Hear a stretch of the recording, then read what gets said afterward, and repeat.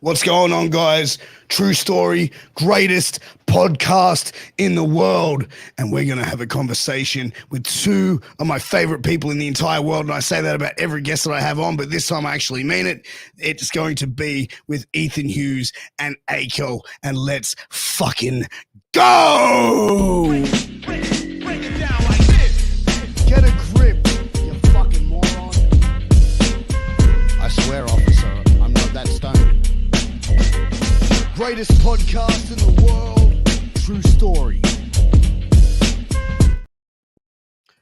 Welcome back, True Story, greatest podcast in the world.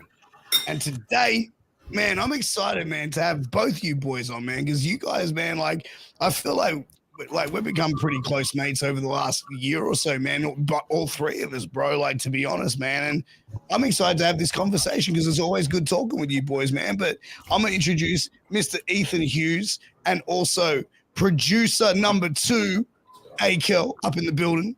What's up, fellas? How are you guys? Good, man. How you doing? Mate, I'm having a great day, thank you. How about yourselves? I'm all right, man. I've been literally boxing training constantly the past couple of weeks. So why are you boxing training? I got a little thing lined up soon. I'm very excited about to share with everyone, but we'll keep it under wraps for now. You're gonna no sell us. Okay. Save the date next Saturday. What's the announcement of the actual? Are you getting married next Saturday, bro? Is that what this is? I'm getting married to an opponent's boxing glove and probably getting smashed. I look forward to it. Nah, I'm keen, man. Something I've been quiet about for a while, but I'm gonna go out there, have a little bit of a box with test my skills in the boxing ring. We'll see what happens. Yeah. That's awesome. What, amateur fight or a pro fight? Did bullshit, really? Yeah. So you're just like skipping past the amateur ranks and going, fuck it, I'm going straight into pro. I'm just elite, brother. You know, most guys start the PCYC and then just go from there, you know? Oh, we'll definitely talk more about it when it's revealed and stuff. But yeah, well, it should be a fun time. Mate, I remember going to an amateur boxing night. Oh, it was at least like 7 or 8 years ago, and phenomenal night. Like, and this was like, it was through a PCYC, and it was just, the crowd was hot as anything. It was like watching a professional lineup. Like, everyone got right into it. Everyone was behind each of the clubs, and yeah, it was awesome. Bro, it's unbelievable. Like, and I'm sure Piers would be able to attest for it more because he actually commentates these fights. But some of these amateurs, man, they're just scrappers. Like, there's technique there, but obviously it's early stages. So it's like, man, it's like they're just swinging for the fucking fences, and there's nothing like it. It's like the same reason why people watch college football. You know what I mean? Because it's just, bro. Like, I gotta say, man, like I've got to call pro MMA, boxing, Muay Thai, amateur, everything. And some of these amateur guys, they come out there, bro. They come out there to prove a fucking point.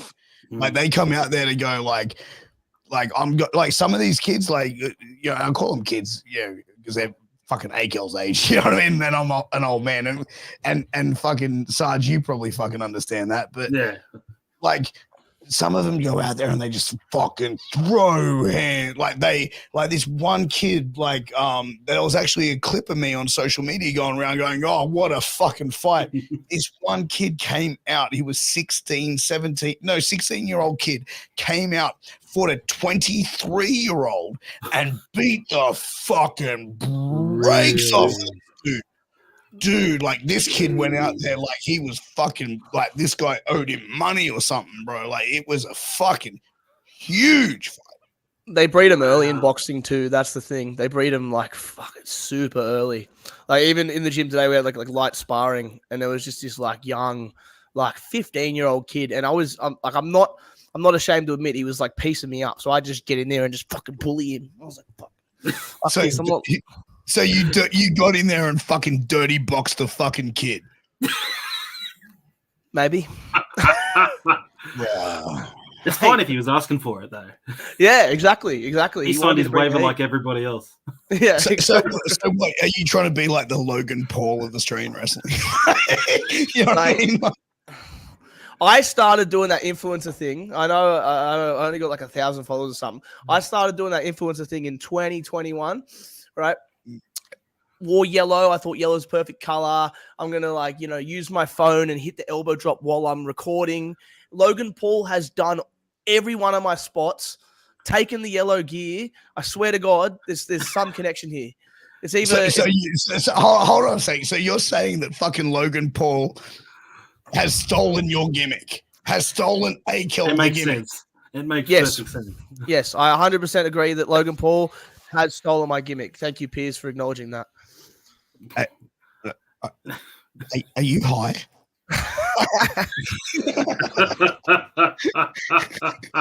Maybe you were telling me to fuck off that gimmick. Maybe that's what it is. But bro, like, hey man, like, don't call it a comeback, I suppose, huh? Yeah. So good. Oh, fuck me. Someone in WWE watching our product. Bro, there's always someone watching. There's always someone watching. Yeah, they're watching AWF, mate. I'm telling you. Bro, I saw a post that AWF cancelled their fucking show this Saturday. Yeah, man. That was supposed to be at Liverpool? Yeah, the Whitlam Centre. Yeah. Which sucks, what was man. the name of that show again? It was like Cream Pie Carnage or something. It was something fucked up. AWF. Don't make it weird, Peter. AWF Climax. That's it. A climax for the end of the year for all the good wrestling stuff that's going on there. Not a climax for, like any other kind of physical activity. Bruh, that kind of fucked me up, bro. Like, I saw that, bro. Like, dude, like, I don't know, man. AWF has been like a pinnacle in Australian wrestling for so long, right? Like, like everybody in Australian wrestling through like the last couple of generations, right, have all a fucking TNT story or a fucking AWF story, right? Well, yeah. But sorry, go on. I was going to say, I remember it was either 90, it was somewhere between 97 and 2000. The first show that I ever went to live was AWF at Concord RSL. Main event was TNT versus Scarecrow. And dude, wow. Bro, like, it was, so this was maybe a year or 2 years before the UWA split. And mate, there you go, 99. And mate, great show from top to bottom. Crowd were hot the whole night. Like, a great venue for it. Dude, you know what? You mentioned Scarecrow, right? And this is like, everyone's heard me talk about like my first entry into being around the product, the Australian product, through IWA and through Mehdi Basiri and all that sort of stuff. But a few years after that, like probably 2004, 2005, like I was like, a little bit older. I was like, man, I was still early 20s. You know what I mean? Like, I was like, I want to do it. I want to do this. And Scarecrow had a fucking gym out in like just near Winston Hills, right? And it was I think it was UWA. He ran the product. And I went to one of his shows. Great dude and stuff like that. And dude, like, man, like I wish that back then that I really fucking committed to it and just dived in. I think I just put it down to like, I never really wanted it that bad. You know what I mean? Like, I never really like, and I've said that before, and I don't want to sort of repeat myself, but like, yeah, man, like, yeah, Scarecrow, I've got fond memories, man. He was a straight up fucking sweetheart of a dude, bro. Like no shit. He was really Real cool. Gentleman. Yeah. It's they always had some good shows when UWA split, and then they had the guys from Titan come in, and the roster they had at that time was just phenomenal as well. Like, who was it? Scarecrow, Big John.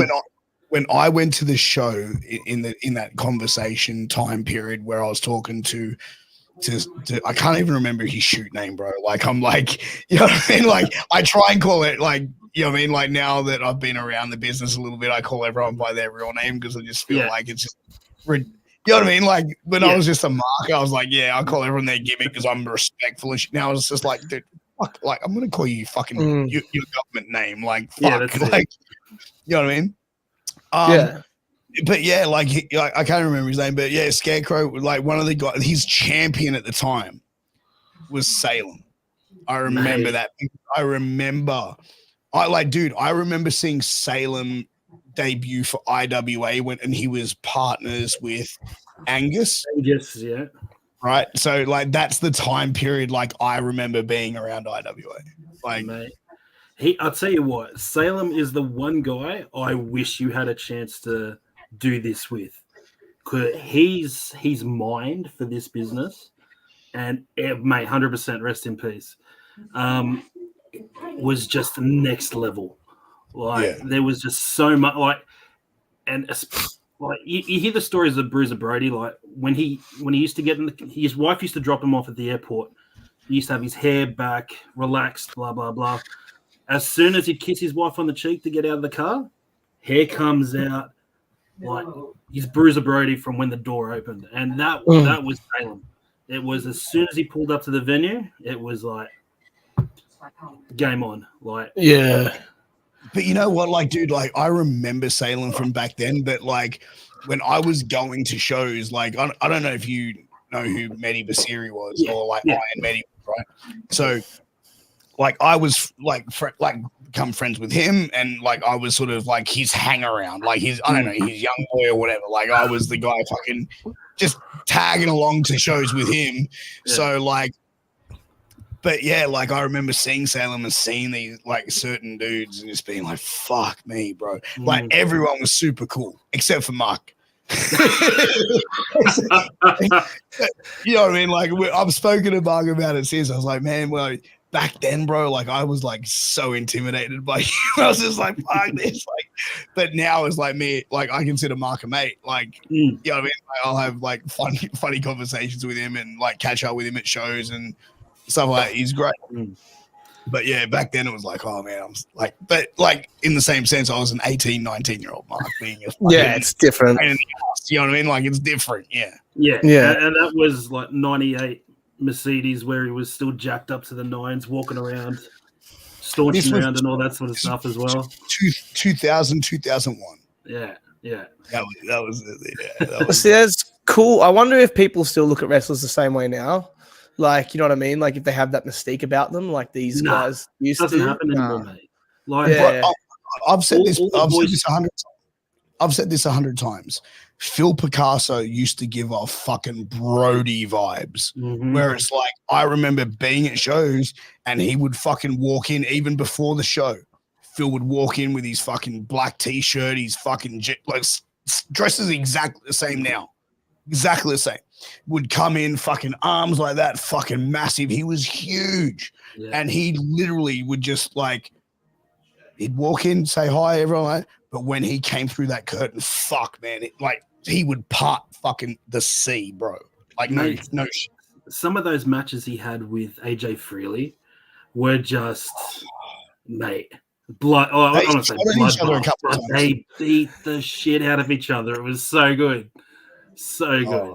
Like that dude, like I legitimately, and I've said it this 100 times and people are going to know, so repeat it. But I remember seeing these two have like Freely and Picasso have a dog collar match, man. And like like I was sitting front row and like I've just seen like Picasso like throw this fucking potato straight to AJ Freely. And AJ Freely was smaller, but man, he was like a fucking pit bull, bro. He's just turned around, fucking grab Phil like that and fucking bang. Like he's had Phil like on the outside of the ring, like leaning over the ring like that, and his head on the fucking bottom rope, and fucking Freely's just like bouncing his fist, and his head's just, and I've seen teeth just flying, and I'm going, this isn't fucking fake at all. Like, fuck. Two guys that weren't scared to beat the piss out of each other. It's amazing. It's amazing. You don't get that anymore. You don't get it anymore. I lost my shit at Phil last week, swear to God, doing that show. Fuck me. Really? We worked at, yeah. We worked tag together, and I went to the beach before the show, and as punishment for losing the match per se, he's just chopping me in the back constantly on my sunburn. I'm just like, no more, Phil, no more, Phil. I swear to God. And then he's walking to the back. I just grab him and tackle him. And got a mad pop. Man, he would have loved it as well. He would have. Yeah, he got back. He's like, "You're a real man, Fry. You're a real man, Buzz." But you know what, like that, like bro, that I honestly, like, I've had Phil on the podcast a couple of times, right? And everyone fucking loves like Phil Picasso on the show, and he's one of my favorite human beings ever. Yeah. Like, dude, honestly, like, and I know Phil, like, there's been things people have said on this podcast, and it hasn't even been directed at him, and he's gotten upset, and it really upsets me because it's like I would never let anyone shit talk Phil. Like, I legitimately think he is a really funny dude, but even in the same sense, like, you know, that beef that he had with Zuzu, I do feel like when. And I'm not going to say what was said and stuff like that because I don't feel like it needs to be fueled. But, like, I honestly feel like what I was told, like what he said, I feel like there's a line and you don't go there, and there's certain things and there's certain topics in this game. And it's the same thing with, like, the social influencer podcast or whatever thing, bro. Like, I agree. Say whatever you want about me, but don't try and go beyond me to my closest. You know what I mean? Like, and like I said, I don't want to sort of go too deep into it because I don't want to trigger this whole thing to go off. But we're going to be in posts, mate. Don't worry about that. This post is being made already. But you know what I'm saying? Like, it's just there's a line, bro, and it's like say whatever you want about the individual that you're beefing with, but don't go. Don't bring the family out. You know what I mean? Two of my favorite humans ever, Zuzu and him. So I'm not getting involved. Bro. Zuzu's a fucking, you know what, bro? Like, I'll be honest, man. Zuzu is a real fucking, like, he's a real fucking man, bro. Like, and I'm not trying to say that in like some toxic masculinity shit, bro. Like, he wasn't happy with certain things that were said on my podcast or what I said on my podcast, and he reached out and he was straight up and he goes, "Man, I disagree with what you said, blah blah blah blah," and had points and was like, "I'd like to come on your podcast and have this conversation," and blah blah blah. And I got that message, and like the next show we worked together, which was like a couple months later, I walked straight up to him and said, "Man, I just want to shake your hand because you know what, you're a real fucking motherfucker who can come and say what you have a problem, and we can have this." And like ever since then, me and him have been cool. And I've said anytime he wants to be on this podcast, he has a fucking open invitation. Yeah. Straight out, because I think he's a real fucking person, real dude. It's one of those things that just in the world is there's no one, when someone calls shit about somebody, you should expect that person to come up to you or get in touch with you and say, "Hey, if we've got something to say, let's have a chat." Not, "All right, let's tweet about it, and when we get to each other, we high five, hug, and blah blah blah." It's like, don't hide behind your keyboard, don't hide behind your phone, your Twitter, your Instagram, whatever. Like, it was like that bloke who he was talking shit about someone, and next thing he knows, he gets a photo off his front door. Like, you talk shit, you expect someone to knock on your door and let's have a chat, or you get a message. "All right, let's coffee Saturday morning. Let's talk this through." Yeah, and that's why it's like so easy to talk shit now. Yeah, like, but I feel as well, dude. Like, in the same sense, like you can't just put yourself out there and have conversations with just absolutely everybody. And I feel like there comes to a point where you just got to go, "Man, like, no, like, this is my stance. This is what it is." Like, 100%. Because, and the thing is, because, and I see this because I have do this podcast, and I have, you know, in a niche of a niche within Australian wrestling, right? That's the peak of my audience. It's like straight away I'm automatically so easily accessible. And like, if I don't respond to DMs and like, bro, I don't check DM requests. I just don't do it, bro, because I've gotten some hateful shit over the last 12 months. It's like my life is too positive to bring in that fucking negative shit.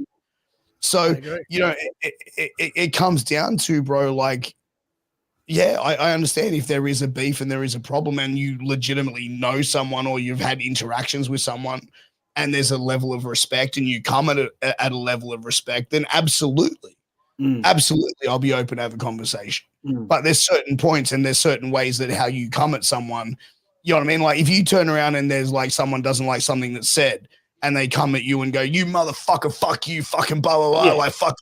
You're going to go, oh, what the fuck? You don't go with anger. You've got to be enough of a, hey, we need to sit down for a coffee. Talking to online beefs, man, when are you and Mitch Christian going to squash the beef? Who? Sarge and Mitch Christian? No, you and Mitch Christian. Shane O'Reilly loves me, by the way.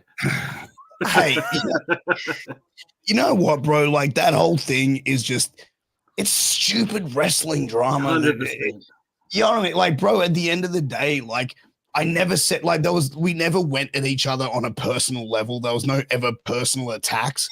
It was just shit talking on each other, like on the other person's podcast and whatever, bro. And to be honest, man, like I said, my life is too fucking good currently. You know what I mean? Like, dude, I've got a beautiful family. I've got amazing friends. You know what I mean? Like, my life is good, bro. Like, why? Yeah.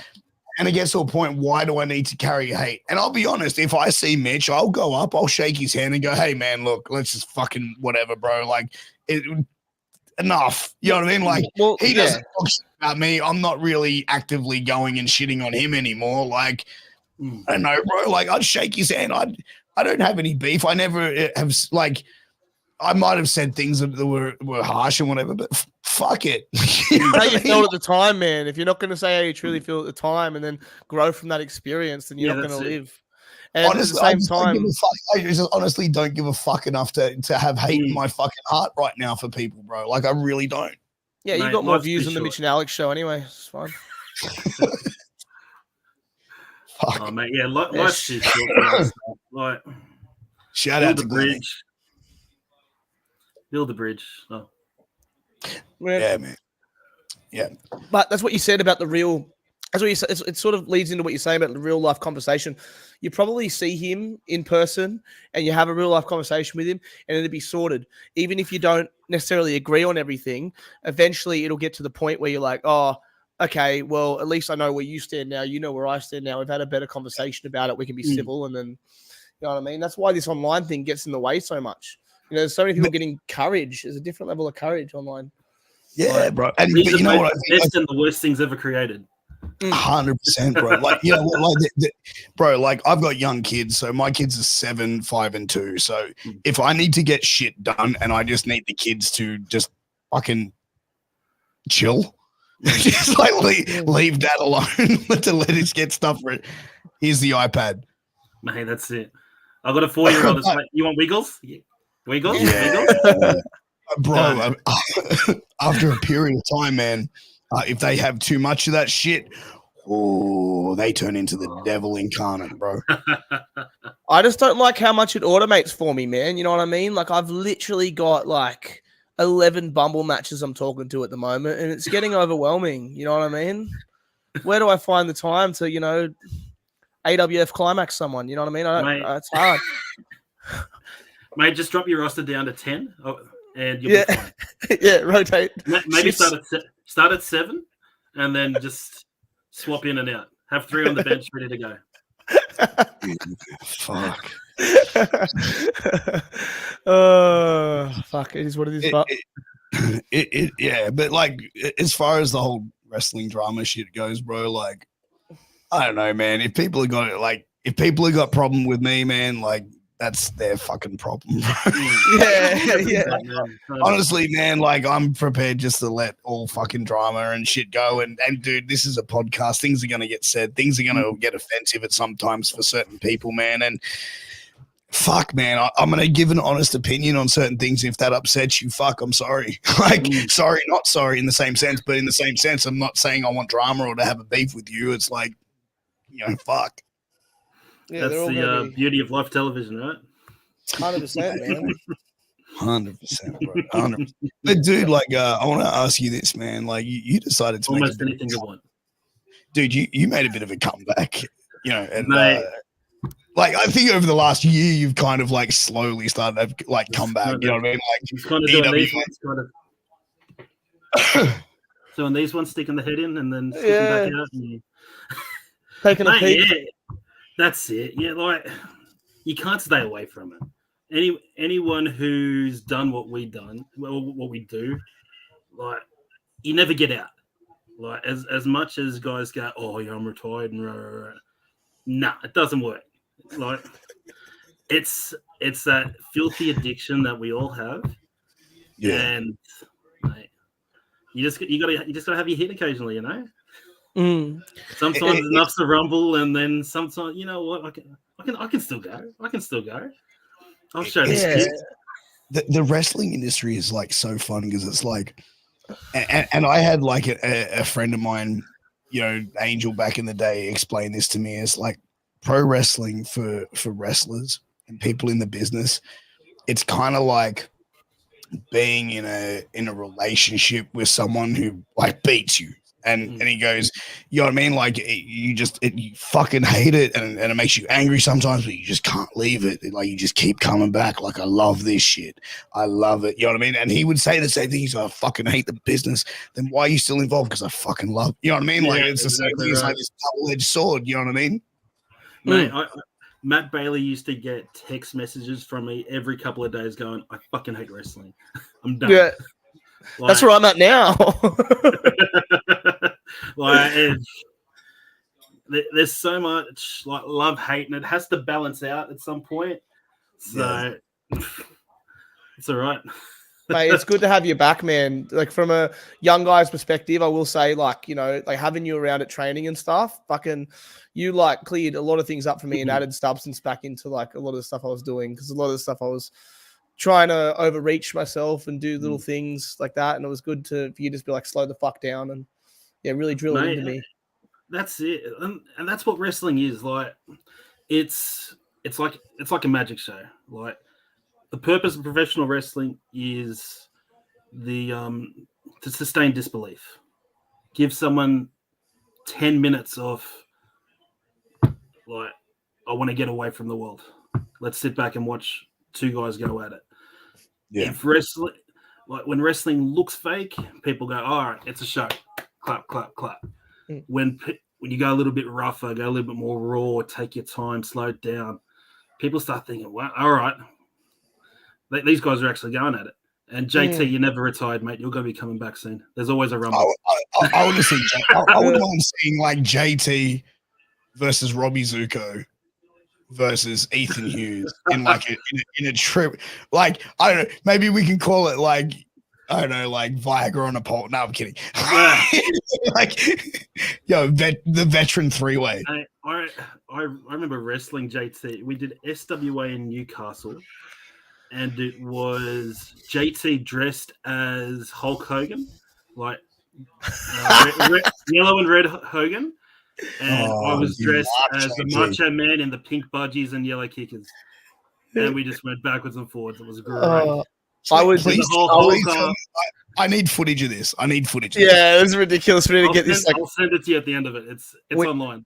We need to do like a review podcast of just this match. You know what? Like after we're done here, right? Like Alex, we're gonna fucking do that. We're gonna review this match, right? We're gonna film it and we're gonna put it out on YouTube. We're gonna do it as a why not? I would chomp at the bit to wrestle JT, man. I used to watch him when he was in the Platinum Players. Mate, Steve Ravenous. Steve Ravenous. I love Steve Ravenous. Yeah. Steve Ravenous and it were Kid Dynamite. Who was the third guy? Yeah, Kid Dynamite. Okay, yeah. I remember watching it because I was like heavy in AWF when it was the Platinum Players, the like the Carnival group. Carnival of Carnage, yeah. Yeah, was it? Yeah, that was Massive Q, El Cognito, and Dementor. I remember El Cognito. Yeah, and it was Harley Wonderland, and there as well, I think, or maybe this is like a. That was after the UWA split. So it was El Cog, Harley Wonderland and Massive Q, yeah. And the other guy, so Rigor Mortis? Can I just put over Massive Q? Mr. Mortis? Can I just put over Massive Q on how fucking intelligent that guy is? Yeah, smart cookie. Dude, like having a conversation with him, I've never felt like there's certain people like I've spoken to in the wrestling business, and it's like him and Stevie Richards are two people that when I talk to them, I just like I automatically know I am not the smartest person in this conversation. And it's like I'm so like I don't want to say anything that's so dumb that these people look at me like I'm fucking like a fucking moron or some shit. Dude, getting chokeslammed by Massive Q is probably still top 3 career highlights. Easy. I'm offended. David Carter, I'm offended. Take it up with my producer. Oh, no. Contact hl@gmail.com. Christmas starts early fucking for the Piers Austin podcast group. No. But yeah, dude, like what were we talking about? The platinum players, yeah, dude, so funny, so good, such good quality stuff. I miss that kind of stuff. I miss the gimmicks. There's not many more gimmicks 100%. Anymore. There's no like fun gimmicks. The stronger the gimmick, the less work you got to do. Like, yeah, it's so much easier. So much easier. As the fly now, I was gonna say. Oh, sorry, you go. No, I was just gonna say, like, I feel like now it's like everyone's like this name. It's like, and I'm trying to say like an Ethan Hughz or a Piers Austin or like I feel like the people that have got like actual true gimmicks and their stuff behind them, like, and I'll put over like I think Big Fudge is one of the best wrestling gimmicks there. Like even Jay Sorbet there's more of a there's substance in the character. Yeah. And like, you know what I mean? Like there's other people, like there's a guy that walks around wearing a fucking fly outfit and is called Fly Guy. Like what the fuck is a Fly What Guy? a dickhead. What a mark, bro. Buzz. But you know what I mean? Like the true gimmicks and stuff I feel like are far and few between. And it's like, even if you look at mainstream wrestling, bro, I feel like, you know, Bray Wyatt was really one of the real gimmicky, you know what I mean? Like, does that make sense? Like, yeah. And the thing is, when you've got a gimmick or something like that, like there is so much you can add to what you do, like, and so much you can dig deep into a character because you've got a character. Like when you're generic person number 7, like, what can you do with that? Like, there's only can be so many shooters on one show or expert wrestlers or blah blah blah blah blah. Like, unless you're gonna dig deep into just being you, mate, the world's your oyster. But even Robbo Entertainment says most gimmicks now are just good wrestler. Yeah. But you know, like you know, I remember I had a conversation with like I had TJ Perkins on the podcast a couple of years ago. And he turned around and he was like, when he wanted to leave WWE, and he was like, I'm a good wrestler and I can go out there and do good matches. But if you're here, then that's just the expectation that you are a good wrestler and can have you are one of the best in the world in, you know, whatever. He's like, but I didn't feel like I was contributing. I didn't feel like, you know what I mean? Like, and he was saying, he's like, I didn't have anything to really offer. Like, what is, you know, he's like, what is TJ Perkins? What is, you know what I mean? Like, he was really breaking it down. And it's like, man, fuck, could you imagine being at that top level? And he got brought in and was pushed pretty hard in that Cruiserweight Classic, yeah. Right. He was the first champion. But he was like, when you hear it, when I was talking to him, his mindset about the business is like, no, I didn't want to have a long title reign with the title. I suggested they hot potato that title because it's like, if I'm reigning over this division, then it's like, well, you know what I mean? Like, I'm just, these other guys mean less, but it's like anyone can win the title in anything. He goes, you look at UFC, he goes, someone in their first title defense can, you know what I mean? Like, it's the same sense of that, but I feel like it's the contributing factor of like, yes, a good wrestler isn't necessarily a gimmick. And I'm sorry I went off on it. No, and that's fine. Look, because you look at what he did when he was in Impact as Suicide and Manic. Like, mate, there was just so much character behind it. Like, it was amazing. It had meaning. But even the thing is, like, he did something where it's like most masked wrestlers don't fucking take the hood off. Yeah. But he would have things where it's like you would see him from the back, and even he's like, I think they even had his face. It's like, but when he puts that's it. He becomes the character. Yeah. It was different. It was different. You know what I mean? Because like that's not traditionally what we see.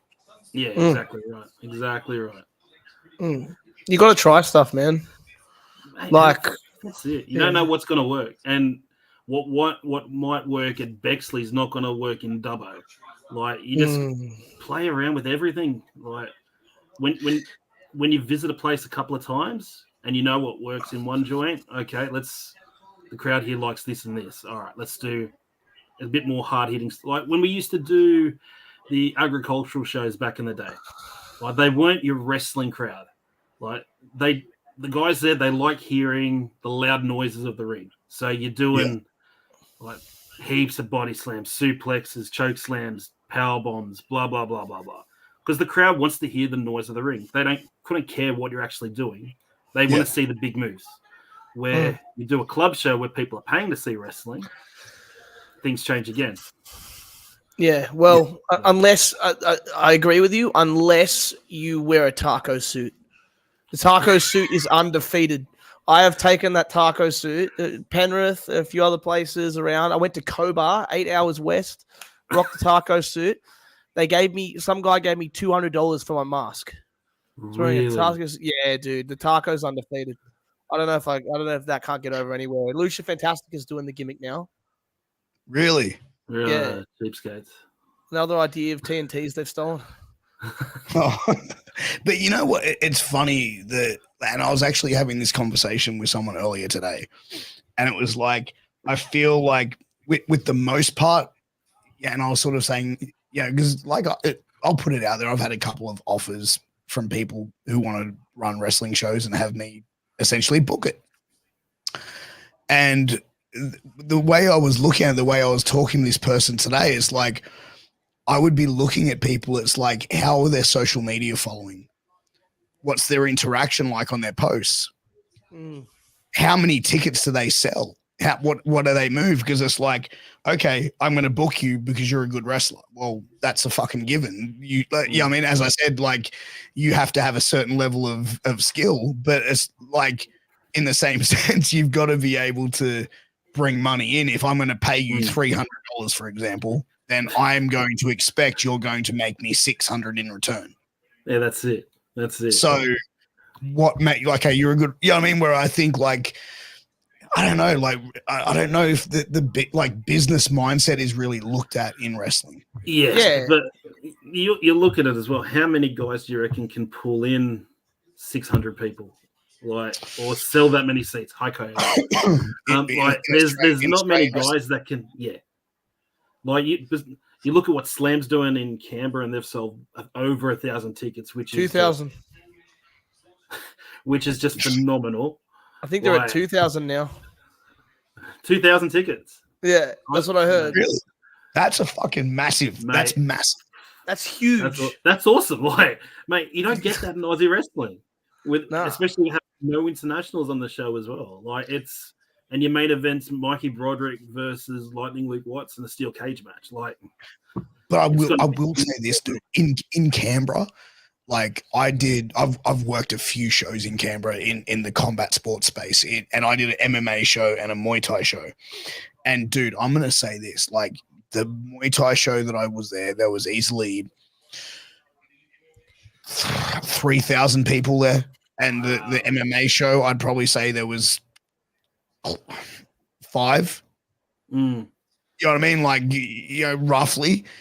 And dude, like that's you know what I mean? That's huge numbers. And I feel like maybe because Canberra's not like, it is a major it's the capital of Australia, but also I feel like, you know what I mean, they may not get a lot of stuff like that. So it's like, well, that was going to be my next thing. Like, they don't get oversaturated with wrestling down there to start with.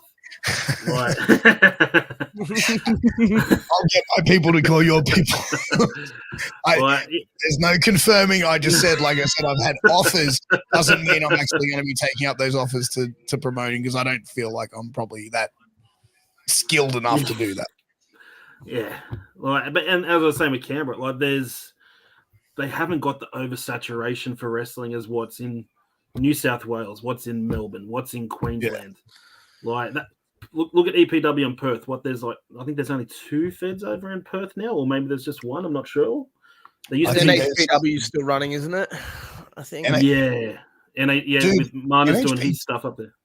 Dude, Mana is a guy that I've heard, like, back when I was running the podcast network, like the Dead Presidents, Homicide, all these guys would tell me, oh, Mana's the man, Mana's this, like that. But I'm like, dude, NHPW in Australian wrestling is like, anytime I bring it up, everyone's like, it's like the mafia, bro. They're going, it doesn't, like, nah, like, we're not going there.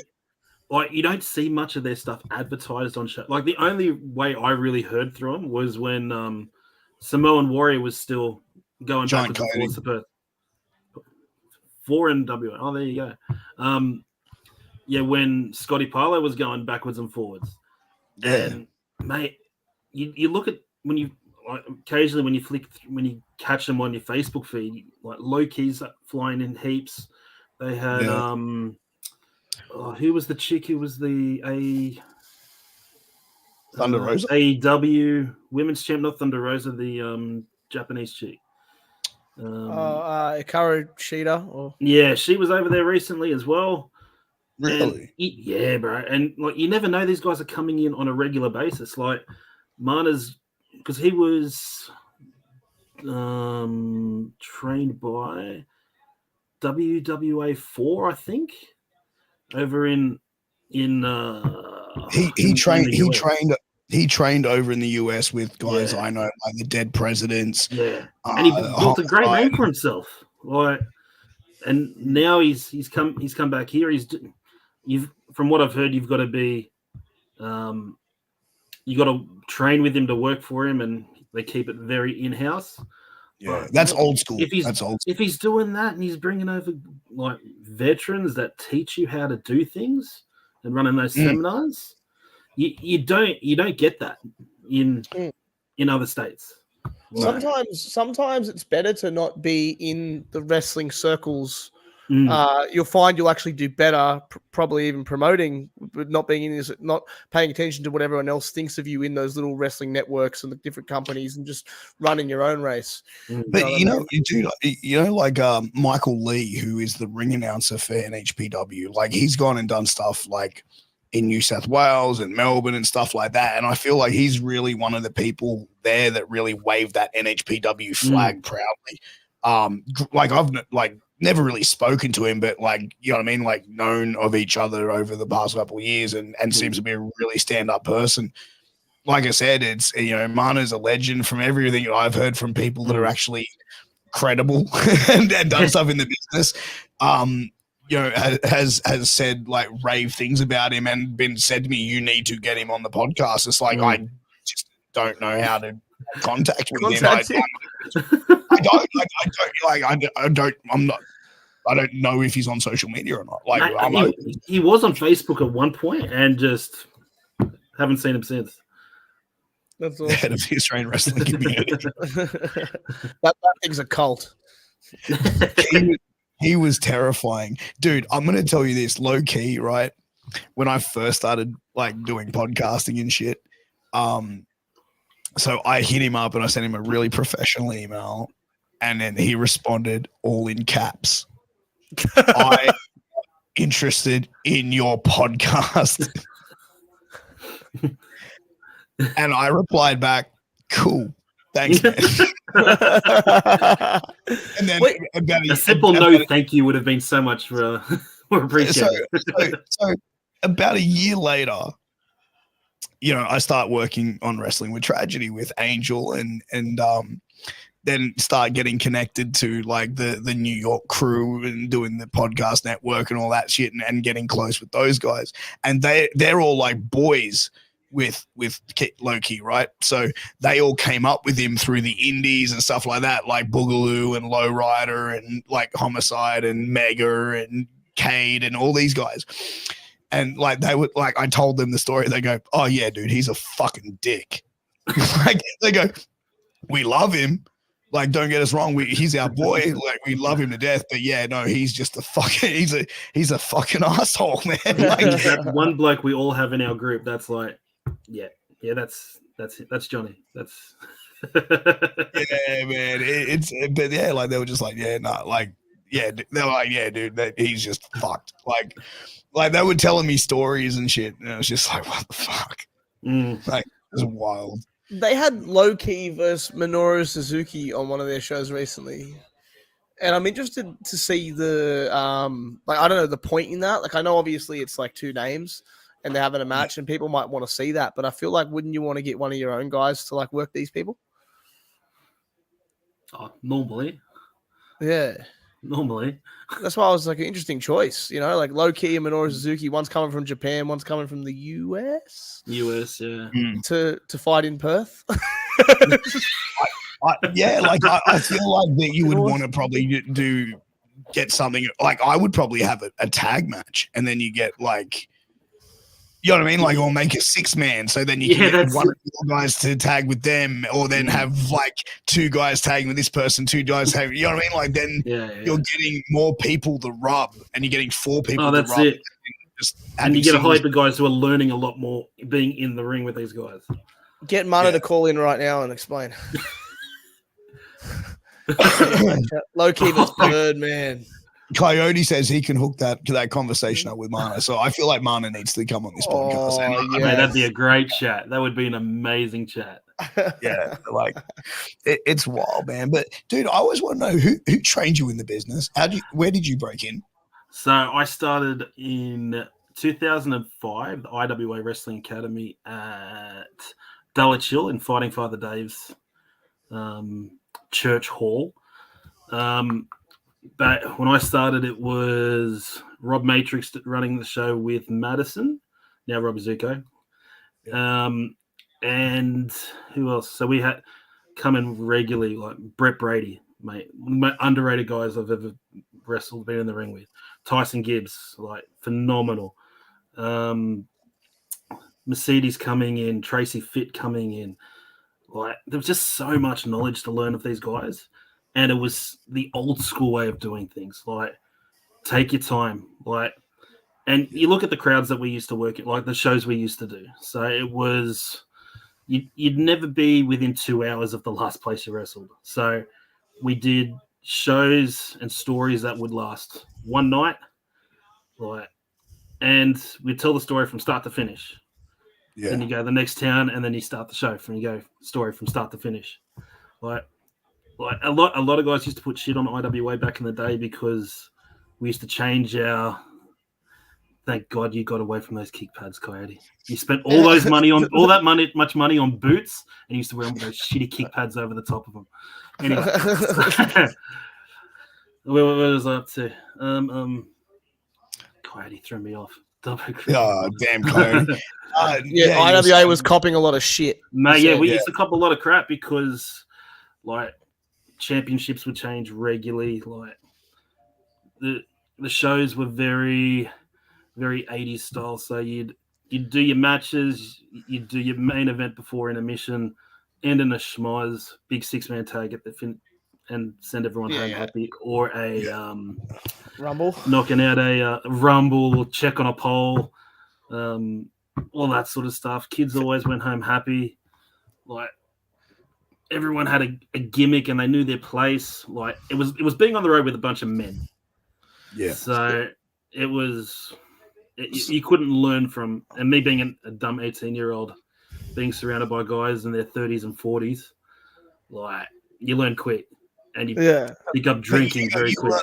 You learn life lessons very quick as well, bro. 100%. Like because when you're younger and you're hanging around like adults, bro, like I was the same thing when I was like 14, 15, and even like 18, 19, like, you know, when I was a teenager, I was hanging out with my cousin who's like 11 years older than me. And I was like, you have to sort of act a certain way because it's like you don't want to come across as like a dumb kid. But even when you're 18, 19, I had friends like Mehdi who was like 10 years older than me. So, you know what I mean? Like you can't act like a kid. You sort of, you know what I mean? When you're a grown man, it makes you elevate your shit and it makes you be more mature and mature quicker. Yeah. And like you look at the crew that was around when I started. So, yeah, Mercedes, Billy Cole, Rob Matrix, Tyson Gibbs, Brett Brady, Buck Wild came in and out at one point. Casey Jackson, Salem, Devlin would stick his head in occasionally. Like Demental, Birdman, like mate, it was Chief Levi, another one, Leif Jeffries, Bud Cade, like men, like it was a great place to be around, and you learn so much from so many different people and different ways to do things, like so like I started training 2nd of February 2005. I had my debut in a Rumble on 765. And then the following month, we were on a tour going up through Armadale. One of the guys broke his ankle on day 1.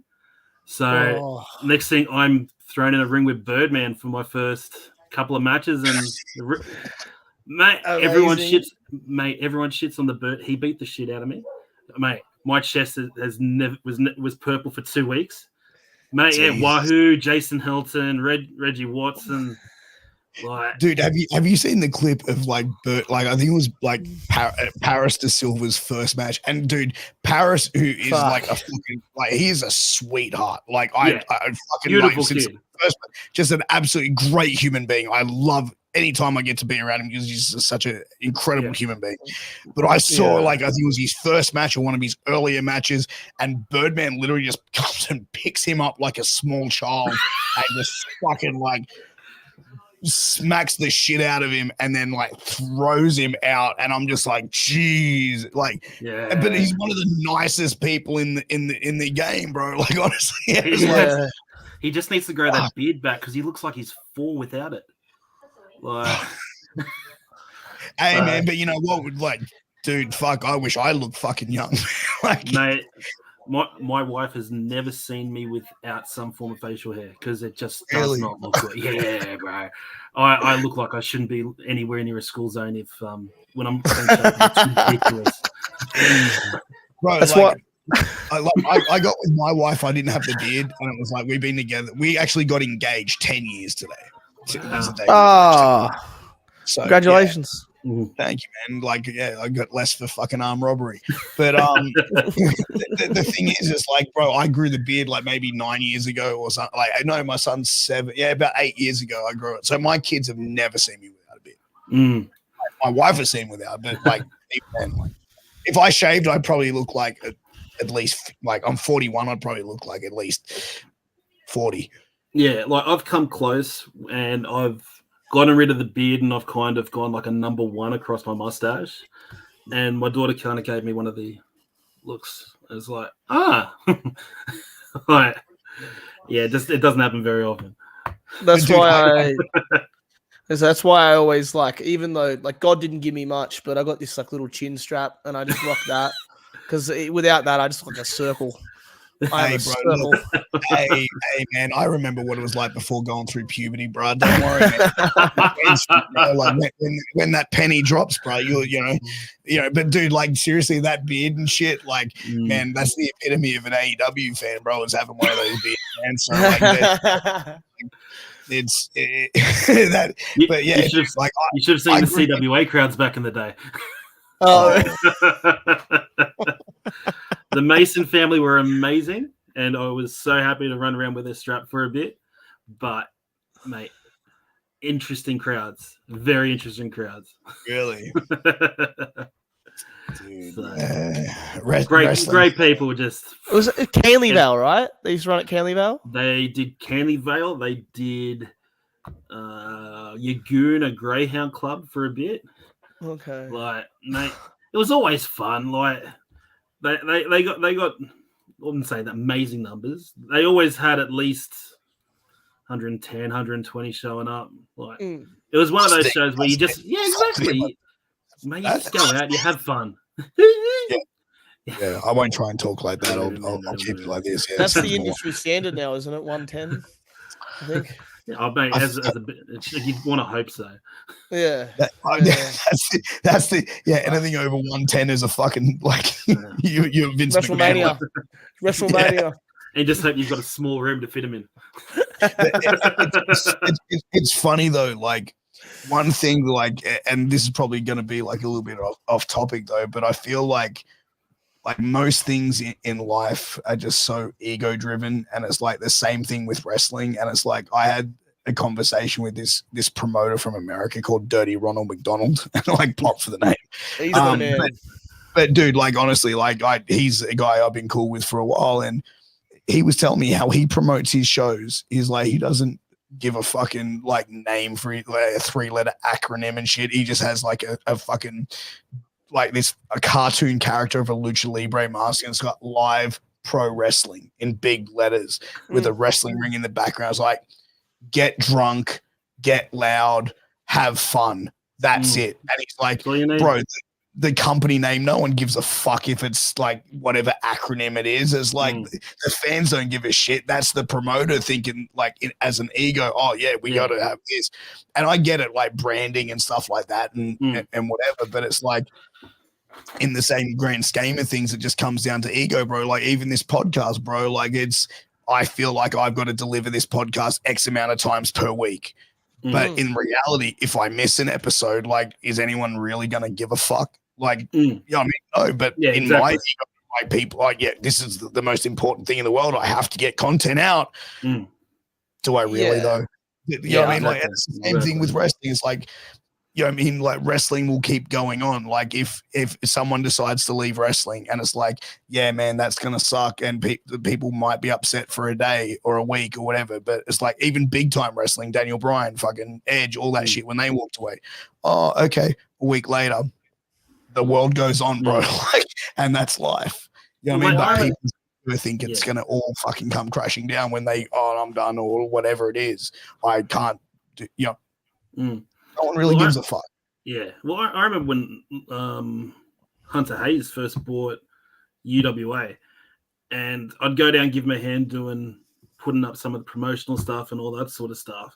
And all it would say, live wrestling, the date, and where it's going to be. Especially when you're driving down the side of the road and you say, oh, wrestling, like, they're not going to go, it's not XYZ wrestling, it's ABC wrestling. Oh, I'm not going. Like, people just see wrestling. So it's like, oh, let's go to wrestling. Kids watch it, get 45 hours of wrestling a week. So let's go put them through another 2 hours. There's nothing like live pro wrestling in a local PC. 100%, mate. I love it. I really do. Like I used to love going to shows, and even when I was wrestling, I used to go to the PWA shows when they were at the Masonic Centre at Liverpool. Like watching the boys do their thing, or driving up to SWA, watching the guys up in Newcastle doing their thing. Like, who doesn't like live pro wrestling? Like just that feeling of not being inside. Can I just give a huge shout out to Frank's Pickle Barrel, who's like an American fan of the viewer of the podcast. I don't like saying fan because I don't really feel like there's fans. I just feel like there's people who enjoy watching. But he says, being American, I love hearing the Aussie podcast. I get tired of these mark wrestling podcasts over here, bro. This is a mark free zone here, brother. We don't play that shit. Yeah. As we talk about loving going to shows. That's it. Sorry. Yeah. No, but like, dude, in the same I'm supporting co-workers. Dude, I've always, like, recently, probably the last year, I've had the Dennis Stamp mentality where I've gone like, yeah, I'm not going to go to a show that I'm not booked on. But like, then there's certain things where it's like, to be honest, like I want to go and check out what my friends are doing and support them, and you know what I mean, like be that person that can start getting in the crowd cheering and stuff like that. And it was like that last rock and roll show we went to, like just seeing the boy, just having fun. Like I had lost my voice and had a headache before the main event hit, but it was just so much fun. Like, who doesn't love pro wrestling?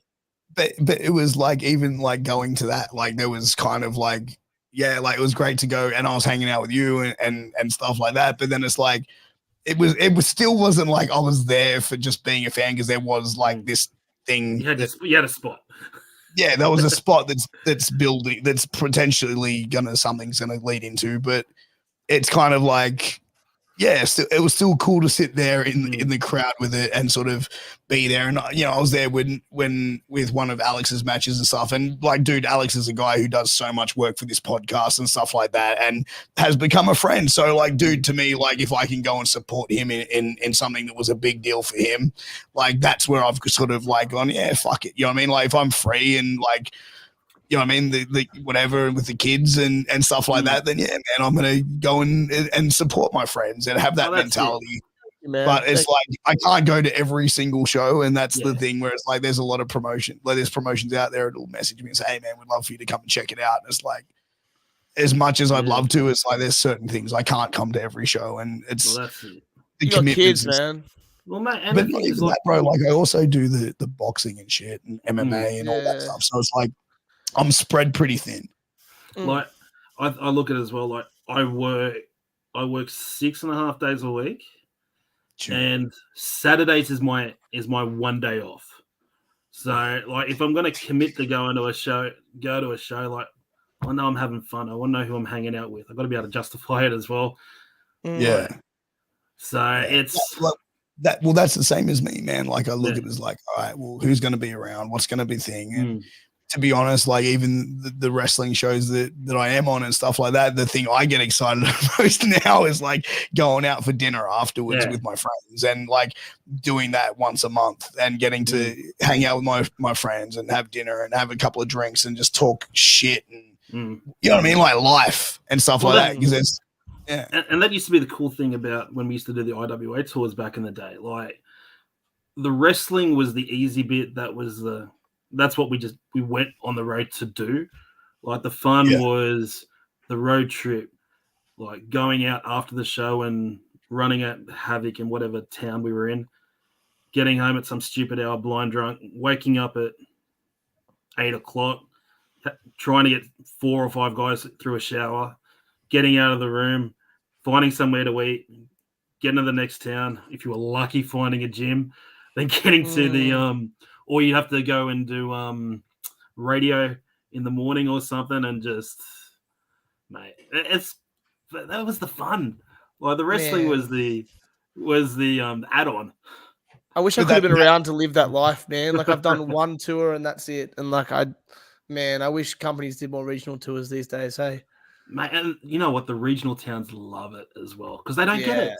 Like, some of those, like, going to a town like Parks, when we used to do our West tour, we'd do Parks, Dubbo, Orange. Like, Dubbo is one of the bigger towns, so it gets a bit more stuff coming through. Orange and the same thing, but Parks not so much. So when they get something on, mate, they check it out. So, well, dude, I went to St. George's Basin over a year or so ago, and I remember we went down there for AWE, and bro, like, this venue was like amazing venue, like, just fucking incredible for wrestling, right? There was not an empty seat. Like, there would have been like 450 in this place, packed. And it's like, dude, I was ring announcing, and I would just go, "Are you ready for some wrestling?" Boom, and everyone's saying, I was like, "This next match is scheduled for 1-4, 1-4," and it was just ridiculous. The noise that these people had and the excitement, like, it was just insane, because they don't get live live entertainment that much. So when it comes to their town, or when it comes to their small regional city, like, that's where it's like, fuck yeah, we're gonna go and see this. Like, you know what I mean? Well, that was the thing. We'd do Dubbo RSL, and we'd get like 550 in Dubbo RSL, standing room only. And then the next day was Orange, and it'd be, we only got 200 people for this. Like, these days saying, I only got 200, mate. People are hoping they get 200 people these days at shows. Like, yeah, it's for real. I don't know about Parks though, man. The last time I wrestled there, I ended up with a court case. So, Did you see the dish at least? Nah, I didn't get to see the dish. Mate, you missed out. Chris Masters got to see the dish. Only internationals get to see the dish. Is that the name of like? I don't want to like. Is ring rat an offensive term now? Like, can I say that? Like, is the dish like? It could be. Yeah. No, the dish is a giant satellite. They made a movie out of it. Mate, a great movie. Dish. I've never seen it. People tell me about it. You have. I know. You have. I've never seen it. I was about to say go rent the DVD, but Alex is like, "What's the DVD?" Yeah. What the fuck is a DVD? I thought you were gonna say we'll go rent the VHS. That's how fucking old I am, mate. Bro, I was old enough to remember Betamax, mate. So we didn't have a VCR player till I was maybe 8 or 10. It was all Betamax before that, and you couldn't get Betamax cassettes, so it was just recopying over and over the top of. Okay, I genuinely don't know what the fuck a Betamax is. So Betamax was like VHS before VHS, right? Better quality than VHS. I remember, right, as a kid, like, and this was like top of the fucking line back then. There was a Betamax. We had a Betamax video player, and we had La Bamba. And like, and fuck, I think it was like a copy of Jesus Christ Superstar the musical. Another amazing show. You need to check that one out. Yeah, no, I've seen that. I'm well up on my musicals. I love musicals. But the remote control, it was a rock opera, right? So the remote control was connected by cord to the VHS, and it was about half a meter long, right? So I remember as a kid, my dad going, "Fuck!"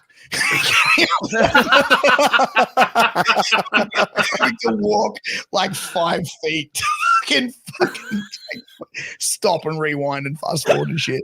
Man, and then it's like when VHS came in and he had wireless, he was just like, dude, like he never left the TV. Mate, I remember for Christmas one year, I had a family member give me like a Christmas videotape. And I'm like, all right, this is awesome. I pulled it out. I tried putting it in for the Betamax, and it was for a VCR. So it was too big to fit in the thing. I'm trying to jam. Christmas ruined. I only ever had. Maybe when I was young. I had a DVD player, but a VCR connected to it. And that's the only thing I know about a VCR. It's the only thing. So I've missed that whole thing too. Right. Please wait. I back in this would have been maybe 2000. I was a huge deathmatch mark, right? So I remember the wrestling magazines around that time, like in the early 2000s you get. So I'd get them and be like, fuck, what's this shit? Like these guys are like smashing each other with tubes and fucking whatever. And being a like 18-year-old kid going like, this is fucking brutal, bro. Like, like I'm like, I have to fucking see this. And there'd be phone numbers to go and order. And I remember calling up like CZW and XPW offices back in like fucking right. No way. Yeah, dude. And I had like tournamented. It would have been some of the earlier shows, but it was like, I think it was after Tournament Death 1, which is like 2002. So I was probably like 20 years old. No, I would have been younger, but for some reason. But anyway, so I remember my dad going, who the fuck is calling someone in Sewell, New Jersey? Like in California? Like, what the fuck? And like 5 minutes, 10 minutes. But I called because I'm like, hey, my tape's on the way, bro, because I really need to see this shit, eh? And they're like, yeah. But and it was like, oh, and I remember my dad finding out when those tapes turned up. He's like, what the fuck? How did you order this? Like, I really don't fucking. Someone sent him to me, Dad. He's like, bullshit. I can't remember how I paid for him, bro, because it's like online. I don't even know how the fucking shit that shit. I was gonna say, did you swipe his credit card to be able to pay those over the phone as well? Oh, bro, fuck, yeah, man. Oh, man. That's crazy. See, I used to love the magazines back in the day. Like, I never got WCW or WWF magazine. It was the British one that used to come out, and it used to come out every month. It was $7, no, $7.95. And I remember as a kid, I used to rattle through the rattle around looking for coins to get up my $8 every month to go and hand over to get my magazine every month and catch up with the world of wrestling. Like, such a different time. All before the internet. Quick side note: the Aussie Observer. You know too much. I don't know who you are, but I want to know who you are. You know what, bro? Like, I'm gonna say this, bro. Like, the Aussie Observer said a couple little things here in the chat, bro, and it's like the funniest thing. I gotta say this: people who hide behind these fucking burner accounts and have to come in here, bro. Like, straight the fuck out, bro. He's fine. Yeah, I don't know, bro, but I'll be honest, bro. Like, I'll just say that, bro. That's some fucking weak ass shit, bro. Like, straight the fuck out. Like, bro. Like, if I'm gonna talk shit about someone, bro, they're gonna know it's from fucking me, bro. Not behind some fucking he didn't talk shit. He just knows about my business dealings. Nah, bro. Nah, bro. Nah, because he said something about fucking JT earlier and saying like stay retired and shit like that, bro. Like, I don't know, man. Like, if you're in the business, you're in the business, bro. But if you're gonna talk shit, man, like let the world know who you are, bro. Be stand up and real. Have him on with no camera on. Yeah, that's okay. Aussie Observer. You tell me where I can send the link, Aussie Observer. You can come on. Let's go. We should book. What was that when they the mystery opponent thing would pop up, just the silhouette? Yeah. Oh, dude, that was fucking. But yeah, that old time, bro, of like wrestling magazine. I remember the English magazine. That was like when they had Johnny Storm and like, fuck, who else? Fuck, I'm trying to remember some of the older names. I remember it used to keep me up to date on all what was going on in the NWA at one point, and like I was like, wow, they're like the NWA is still a thing. Like, this is phenomenal. Like, and then you'd see all like, who was the British mob? It was the FWA.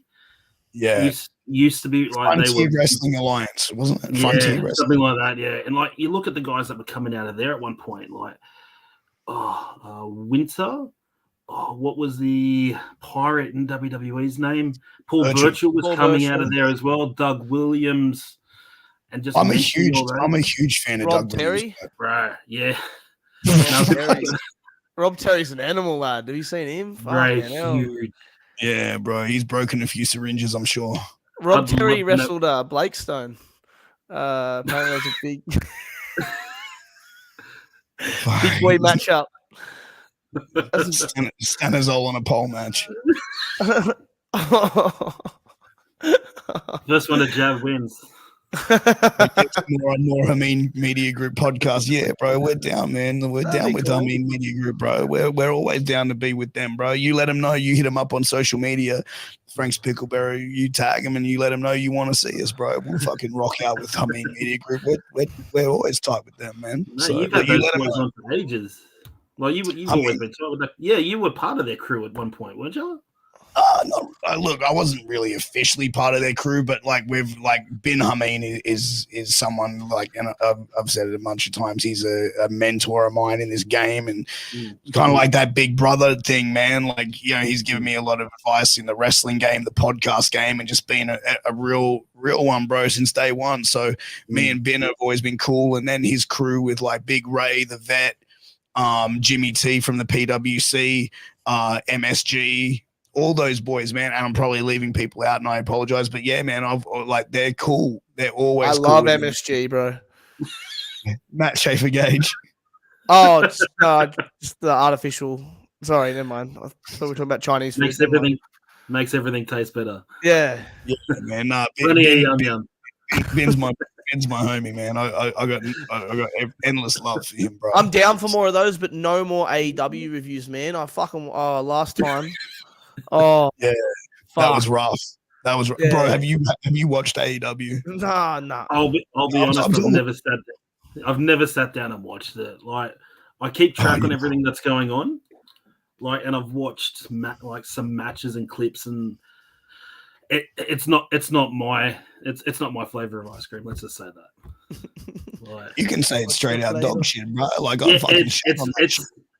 I'm I'm not a car crash guy. Like, I like things making sense and selling, and like for me, selling is everything.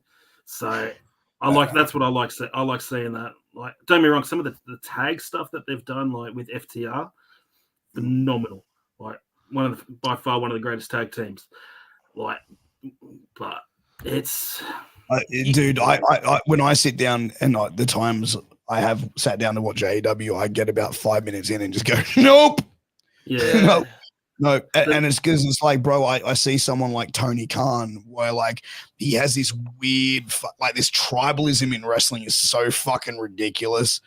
But like in reality, bro, like Tony Khan is basically sitting there playing and treating these fucking human being and these professional wrestlers like he's fucking action figures, bro. He is the epitome of a fucking money mark. And like no one is going to tell him any different, bro, because it's like, what's the one thing in for old school workers? Get as much money out as a promoter as you fucking possibly can. Sure. No one's going to go and try and rock that fucking boat, bro. That's the reality of it. So Tony Khan is not really going to get an education in the wrestling business until it fucking sinks into him and he gets it. Because I feel like the amount of people he has working for that company, if he has not gotten it now, and I don't know if someone's tried to sit down and try and smarten him up.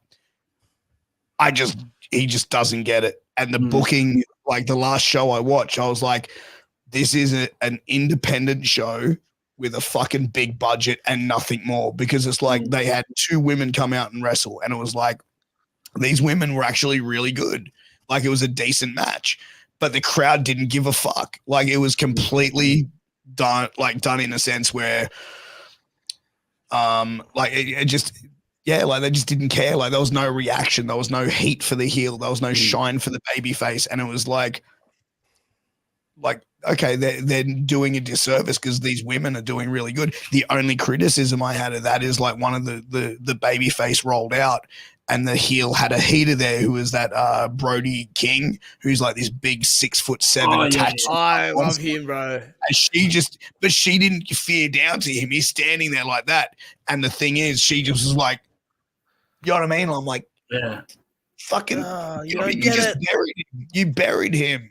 And like, they don't, I see dumb shit like that. I'm like, no, I agree. I just find it insulting and elitist. That's what I find it. I find it's insulting and elitist. Why do I have to know who this person is because they're an indie darling? Like you should be introducing them to me.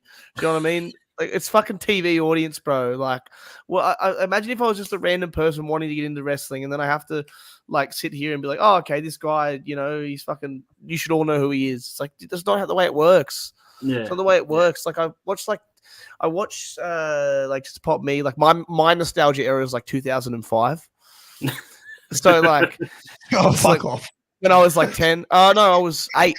So it was only WWF back when you were watching, right? WWE, yeah. And need to go back here seriously. And bro, like honestly, like it was 2 hours, 3 matches or whatever, and it was just all like storyline, all involved about 8 people in total. And I'm like, good job. You guys got over all 8 people and progressed the storyline in 2 hours of punchy television, and it was awesome. And you didn't have to use many, and you probably made $120 million in advertising off this episode of 8 people. It's fucking great. Mate, I used to love, like, I was massive on WCW at the end point. Like, I used mate, people used to shit on it like no tomorrow. But 2001? Mates, yeah, I used to love that stuff, man. Like the characters you'd get on there, that like dumb stories you'd get, like Judy Bagwell on a pole match and shit. Phenomenal. Like, but you know what the funniest thing is? Like, I remember the invasion angle when that happened, when WCW and ECW. Like, bro, everyone shits on that angle, and I was like, man, I have such fond memories of it. And what was that? That was 2001. 2001. Yeah. So I'm 19. 2001, 2002, somewhere around there. Yeah. So I'm 19. Yeah, so I'm 19, so I have no fucking like clue about what's good and what's not, right? To me, I was like, yeah, I'm just a mark. This is fucking great. And then it was like, I saw it like only recently, like in this year, someone was shitting. I was like, no, I had such fond memories of it. Then I sat down and I tried to watch the whole fucking thing, right? Like on whatever. So I'm going back and I'm watching it from the first Raw, and I'm like I'm getting a couple episodes in, and I'm just like, maybe this wasn't as I thought it was, bro. Like, mate, the invasion would have taken off if they had the Misfits in action. Just saying. You send out General Erection, Corporal Cajun, Lieutenant Loco, Sergeant Abel, mate, sold. You got world champions, all in that. Dude, I actually had Bill DeMott on the podcast, right? And he told me a funny story. Remember the guy? He was like, who was it? The big guy Van Hammer who was in Van it. Hammer, yeah.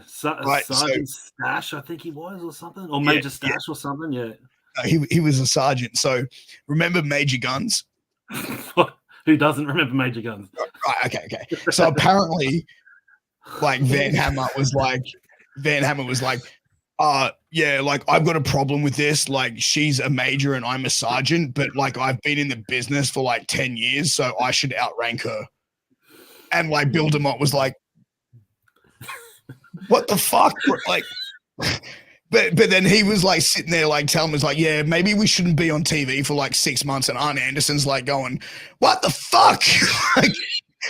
Like, there's nothing for you. We're putting you guys together to put you on television, and you're saying we should take you off television for 6 months. And Bill's like, no, don't listen to it. No, like, get him out. It's like Chavo Guerrero and everyone else is like, no, but he did not last that fucking long. Mate, I think he was in for like 3 weeks. Right. Far. I tell you what, I never realized what ALS does to the human body until you look at some of the photos of him now. Like, it's so sad. Like, dude, I remember him back in the day, how big he was. Like, mate, tank. Yeah, ex-football. Like, you know, he wasn't the greatest worker in the world, but fuck, he wasn't the worst. I thought he was. But that was the thing back in those days. Like, if you had the presence behind you, you could sell it. Yeah, like, 100%. And the thing is, because of his background, who did he play for? Footballer. The 49ers or something like? I don't know. I'm not an NFL fan, but it's NFL over there, right? Yeah, whatever. I'm not a gridiron guy. So, but what he brought back into the wrestling industry, like, he just brought so many new people eyes back onto the product, and he was a draw. Like, and some of the stories I've heard Flair say about him over the years, like, especially when he was going through a divorce or something, like, off the charts. Bro, like it's wild, some of the like the stories that you hear, man, and like it's crazy, like how you hear of like certain people, and it's like, do you remember Kiwi from WCW? I love Kiwi. So I used to produce his podcast, right? Yeah. So Alan Funk, and Alan is one of the fucking like sweethearts of the wrestling world.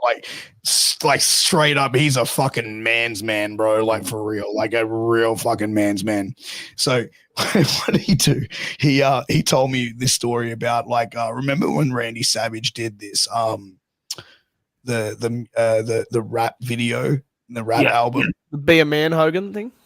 Yeah. So he did this Hogan thing, and it was like, at the time, Alan was doing this, like, the Funkster gimmick, right? So it was like a rip-off of Hogan. Like, not a rip-off, but it was more like a parody of Hogan. Yeah. So he had, like, Alan come in, like, Macho had Alan come in and do some spots as Hogan, right? And they had, like, 200 fucking extras for this shit. So at the end of the day, they finished filming, and it's like they went into catering and there's no food. And Randy Savage is just going, what the motherfucker is this, brother? This is outrageous, brother. Like, fucking. And then Alan's like, whatever. He's like getting changed and shit. And then it's like, and like Randy comes back in. He's like, hey, Funker, come with me, brother. I've got a surprise. Oh, yeah. Like this. And the next thing you know, they walk out, and he's like, I follow him. And I'm like, what the fuck is he on? And he's like, he goes, I walk, and he takes me into this room, and right there is like this tray of fucking sandwiches. He's like, there's like fucking 50 fucking different types of sandwiches and shit there. And Randy, like Macho Man, just goes, right there, brother. Kayfabe sandwiches just for us, brother. And he's like, And Alan's like, we sitting there. He's like, I'm sitting there eating, and like Randy's just like, yeah, kayfabe sandwiches, brother. And like Alan's like, I'm just sitting there at that, and Funk's like, I'm just sitting there at that point, just like reevaluating my existence, going, how the fuck did I get here, man? Like I'm sitting here with fucking Macho Man going, kayfabe sandwiches. But I guarantee he would never trade that day in for anything else in the world. He was saying, he's like, that was like he told me, he's like, that was just all this fucking random shit ever, bro. Like, but that's the thing, man. Like, you hear when you get to sit down and talk to guys like that, man, and like I said, good friends with him, still am, and when you hear like his stories and shit like that, man, it's just like, fuck, man. Like, I'd love sitting under that learning tree when I was able to, and just be like listening to some of that shit and the ECW stuff and like those stories, man, and just shit, bro. Like, I got told stuff that's not out there to the general public, and I'm just like, whoa. That's cool. And that's the thing. That's the thing with this business is it's all about the stories. Like, you can get such an insight from one story, and then it just changes your perspective on everything. But it's like, I find like so many times, like I'll be like doing this podcast or having conversations with someone, and it's like, oh yeah, like I remember having this conversation, and it's like when you see people hearing that about stuff, like, you know what I mean? I'm like, oh man, I wish that you were actually there to hear it from them, because it's like they make the story so much more elaborate. Thing where it's like, I feel like I'm just telling someone else's not someone else's story. Yeah, I am. Like, I'm not your story. Yeah, like I wasn't there for it. Yeah. That's like the real gold in wrestling, though, man. Like, fucking when you can have fun with it, bro. Like, when you those backstage stories, they're just random shit. Like, I'm sure you would have many because on the road and stuff. But, dude, like, even like last weekend, like, and people don't get it. Like, people are like, oh, you know, like fucking, you know, why you do so many shows, or why you do this, why you do that. I'm telling you, like, Birdman show was so fucking fun on Friday night, dude. So many stories. Saturday, Friday. Saturday. Sorry, because I'm getting confused because it was Saturday and Sunday. I did Saturday Birdman, Sunday Go. But dude, just people from everywhere. You had like the banana benders from Queensland. They had all those guys. So fucking funny. That's such a fun gimmick. Yeah, and then like Ratman. Ratman's my new favorite wrestler, bro. We need to get him up here more. We need to get the Ratman. Who the fuck is Ratman? The Ratman, like, Axel Strife. He's from Liverpool, and he's just come over here on a working holiday visa, I think.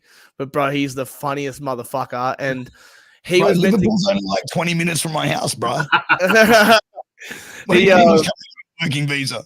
But I feel bad for, like, it's so funny because like a Birdman show is a very unique experience, and this was his first show. His first show in the country, bro. So he gets there, Birdman picks him up, takes him to his place, and Birdman just starts chopping him in his kitchen. And he comes out of the car, like, to the show. He rocks up with Birdman holding a fucking bag, and he just looks traumatized. That was the fucking funnest night ever, man. That's amazing. Like, it's funny. Like, Phil shows like, they're fun shows. Like, you know what I mean? Like, you can't, like, I don't know, man. Like, I feel like you're like, wrestling's wrestling, man. Like, it's meant to be fun. I feel like it's one of those things you take too seriously. Like, unless you're earning a living from it, and I mean, like, not just like you're on Centrelink and like you wrestle on the sides, but like when you're doing it like at a proper stage, like over like WWE or whatever, and you're making a full-time living at it, that's a different story, bro. But like, but even then, you've got to be enjoying what you're doing for the day and not showing up to work going, all right, I've got to work this guy. He's blah, blah, blah. Like, at least, you know, going to a Phil show, all right, it's going to be a good day. You got to have fun on the way up. And that's what it was actually 100%. Your advice, Sarge. Like, when you told me, you said, I was thinking like, I want to like cut back things and do whatever. And you're like, work everywhere. Just work everywhere. Mate, that's it. Yeah. Mate, experience is experience. Like, I know some guys will say, look, oh, you're undervaluing yourself by working here and there. And blah, blah. So, mate, who cares where you work? If you can chase a booking, chase a booking. Like, you there is nothing. There's nothing you can do to get live crowd experience besides being in front of a live crowd. You can work as many matches as you want in the training center and have people give you feedback and blah, blah, blah. There's nothing like going out in front of a crowd and then the crowd will tell you if you're doing a good thing or a bad thing. Like they either cheer or they go silent. And different crowds, like you said before. That's it. Like, and you got to worry when the place goes silent because it means you're shit in the bed. But or unless you're in Japan. But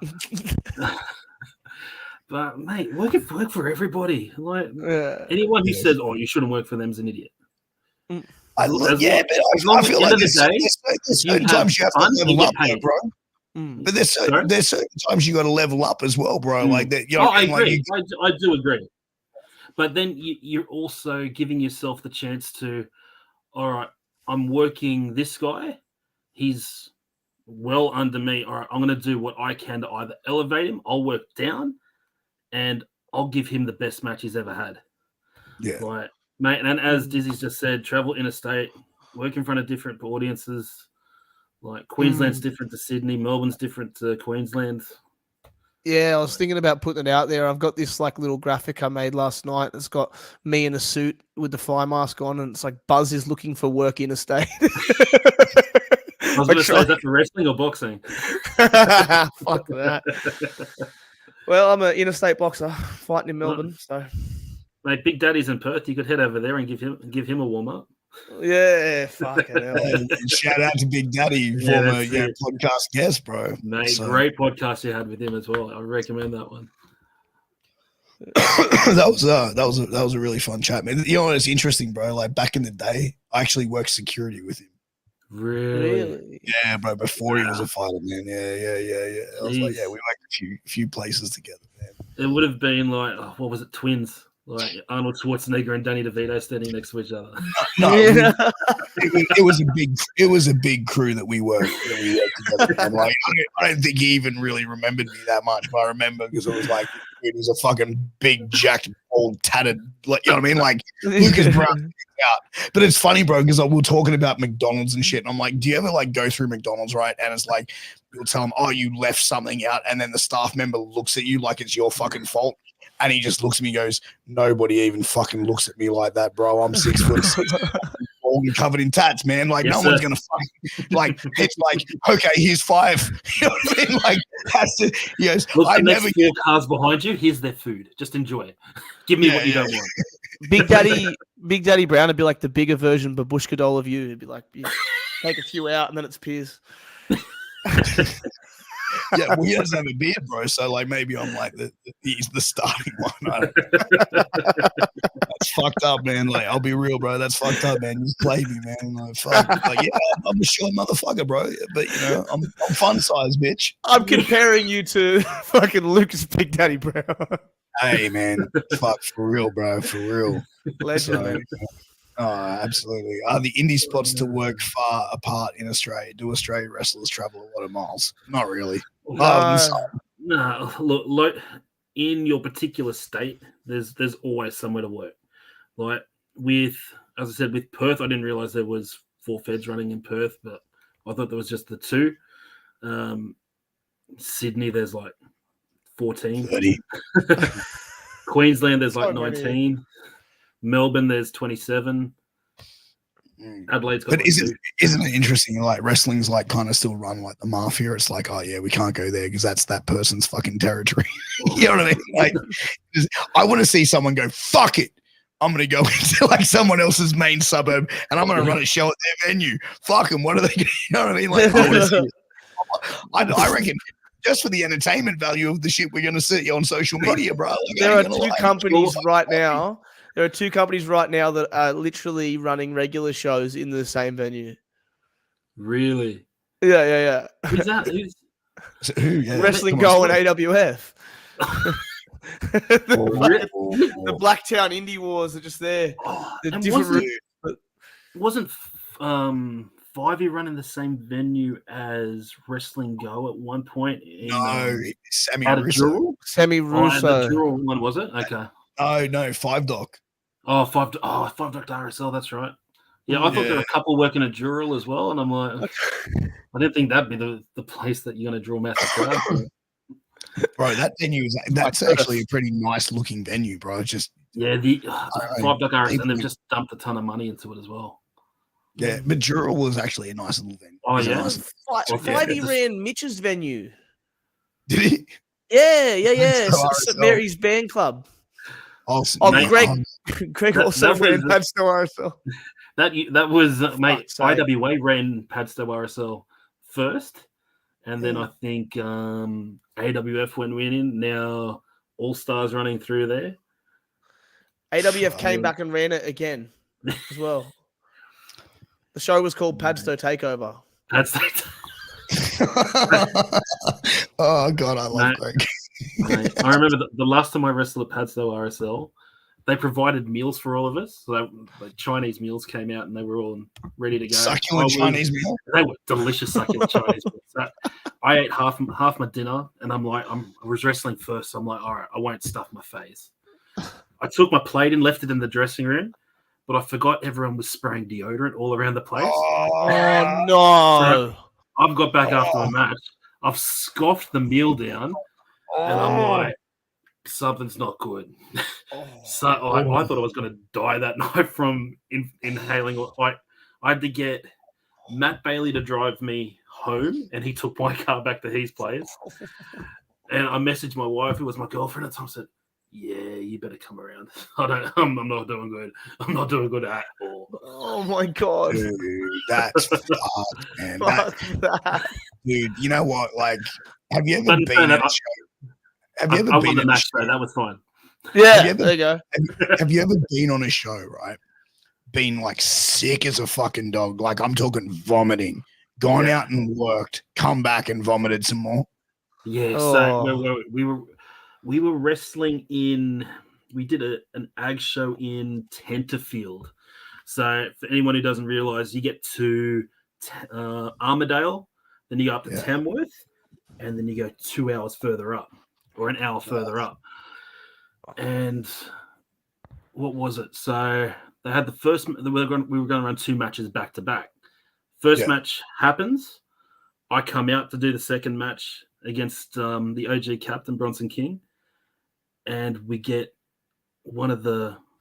some guy running over to Jackson Johnson going, "Yeah, we need to cancel this. The sheep shearing's about to start, or the sheep shearing contest is about to start." I was like, "You serious? You're canceling the wrestling for the sheep shearing?" He's like, "Yeah, no, this is really important. You guys need to stop right now." So we're like, "All right." So we get to the back, and we're like, there was like 6 hours before the next show, or 7 hours, and we're like, let's go get something to eat. Next thing you know, we're like 7 or 8 beers deep. And look, Captain had been drinking just as much as I had. We'd put away 2 pizzas each, and we're like, we've still got to go wrestle. We're like, all right, we went back. Great match, by the way. We'd done all the stupid things because you're off your face. Get back. It's like, and then I'm puking my guts up. Yeah. Birdman's come up and standing up. "That's what you get for drinking before you're wrestling. You're right." And he's ranting on me while I'm puking my guts up just outside. Just pulled my mask off just in time. That's fun. And I'm like, "Man, I've rolled your stuff on the way to venues because you'd be doing it while you were driving. Like, get off my back." Yeah, Birdman giving you that lecture is ridiculous. Dude, like, do you know what? I did the last EWA show, and I was so sick, right? I remember. You were fucked. And I was literally before, like, the promoter was like, got someone to go do a Gatorade run because I was that depleted, and I'm like, sweat is just like pouring out of me, like I was literally vomiting, and it was like me and Vinny Vane, and was like, while I was managing Vinny, and he was wrestling Albie. So I'm vomiting moments before we go out, and Vinny's like, "Dude, like, just stay here, man. You're fucked." And I'm just like, "Nah." Got a towel, got rid of the sweat, whacked on the sunglasses, went out there, and I look at the footage, and I'm like, "Dude, I look yellow in like, and it wasn't just like, a bad tan job. No, Piers Austin. But dude, I remember standing there, and it was like, and the referee's got an earpiece in, and he's like, he tells me, he's like, oh, yeah, the promoter wants you to get in the ring. And I'm like, fuck. I'm like, okay. And I'm like, yeah, he goes, he wants you to check Albie. And I'm like pat Albie down. I'm like, why the fuck would I do that? Like, so like you see me in the start of the match, or like when they're out there in Albie's corner, and I'm like, what the fuck am I? This is stupid. I'm like, I'm not doing this. And I walk around the other side, so I'm in Nathan's corner, and the referee comes over. He's like, Christian Chaos goes, dude, you need to get in the ring. And I'm like, fuck off. And he's like, nah, promoter wants you in the ring. He wants you to fucking tell me to fuck off and pat down Vinny. And I'm like, fuck. Okay, so I get up on the ring apron. I'm like, check Nathan, Vinny Vane. And I'm like, yep, done. And he goes, no, he's saying you need to get in the ring and do it. I'm like, fuck. Like, get in there, do it, got back down and all that shit. We get the match done. And then it's like in the middle of the match, it's like, this spot that isn't planned, and like Albie got hurt, and Albie's like standing there, he's like yelling out to me, going, rake my eyes. And I'm like, the referee is staring directly at me, like Vinny's staring at me. I'm just like, no. Like, I'm sick, but I'm just like, no, that's fucking dumb. The referee's looking, no, I'm not doing it. And then he's like, you screaming it to the fact that the person in the third row yells out, would you just rake his fucking eyes? So I do it. And the referee does his, like Christian does his thing. And fucking Nathan, he's mouthing off at me. I'm going to the ref, and Nathan hits the fucking finish. And I'm like, what the fuck was that? Like, why are we here? And I'm like, but I'm so sick. I don't care. I just want to get to the back so I can fucking get my, like just get my suit off because I'm drowning in fucking sweat. Yeah. It was like Joey's on commentary, and Joey's like trying to have this little fucking thing with me, and I'm just like, just fuck like, off, no. Fuck off. And then he's like, oh, Piers Austin just told me. It was like, that was the sickest I'd ever been. And I'm like, bro, I was dead. I was like, so fucking dead. Sam managing some of that stuff felt like a rib, man, honestly. Like, there was some things, like, even in the Rumble, like, I think he told me to, like, grab one of your cowboy boots. Brought my cowboy boot out. Yeah. He's like, take his cowboy boot. Grab the cowboy boot. He's like, hit Sarge with it. I just fucking like. I remember going, do not lose my boot. Yeah. Dude, some of those shows were wild, man. That hardcore Rumble, dude, like that was so much fun. That's a curse. That's a cursed idea, brother. Mate, it's a curse. Like Dubs accidentally drank this. Like, oh, fuck. Oh, dude, you know what? I've actually reached out to Mark Dubs, and he doesn't want to do a podcast. Mate, damn. He's one guy that would phenomenal. He would have all the stories in the world. He was so good, such a good guy as well. Yeah, for real. Like I've heard a lot of good things. And even some people have put a comparison to the two of us. And like when I ask someone, they're like, "Yeah, he was basically you 10 years ago." Or you know what I mean? Like the podcast, the manager, so quick-witted. Yeah, so quick-witted. Like, that means you're going to start promoting soon. Piers? I don't know, man. I don't think promoting's what I bring Nightmare Wrestling back. That's all I've got to say. Yeah. Oh, I went to a Nightmare show back in the day. That was the best. At Des Moines, I think it was. Yeah. Yeah, well, that's crazy, man. That's crazy. But dude, like I just looked at the time, man. We've been going for an hour and 40. Like, fuck. It's nuts. Like, it's been so good. Dude, I haven't even looked at the fucking time, bro, and I've just been like, yeah, whatever, man. Like, we're just gonna fucking roll with this shit, bro. Like, fucking knows. Honestly, bro, like, probably end it. Yeah, we should probably like take it home. We're gonna fucking send the crowd home happy. But before we do, man, like, bro, where can everyone find you boys on social media? Where can they support? And what do you guys got coming up? Oh, you go first. All right, with me, I've just started working out how Instagram works. So I'm going way overboard with my stories and all that sort of stuff. I'm not a Birdman level yet, but links galore. It is Ethan_Hughz, I think. I think that's the same for my Twitter as well, which I don't really use. But yeah, that's me. I think I'm doing the next AWS show at Ashfield on the 19th of January. 13th of January. And then after that, we'll just wait and see. So okay, man. I'm I'm doing rock and roll Christmas vacation tomorrow. Come down to Unadera. Bro, I am so keen. I'm tagging with my main man, Eric Fisher. We're going to beat up some tradies and Dicko. We're going to beat up Dicko. Don't like Dicko. That'll be fun. You're going to beat some dick. Beat some dick. Beat the dick. Beat that dick hard. We're going to do that. And December 16th, cool, interesting thing in the works. But and then I'm having a break for the rest of the year. Australian Wrestling School. Get down there. Yes. If you want your dream of becoming a pro wrestler to become true, get down to the Australian Wrestling School, 480 Forest Road, Bexley, or give us a call. Check out the Facebook page. Mate, some great trainers in there as well. Tyson Gibbs, Kasai, two amazing minds in pro wrestling, mate. Kasai is just you wouldn't pick it, but the guy is just phenomenal. Like his thoughts about wrestling are just he takes it to the next level, which I really like. So yeah, bro. Like, he's one guy who truly gets it, man. For a young guy too, man. He's like mid-20s, bro. Like he's like 25, 26.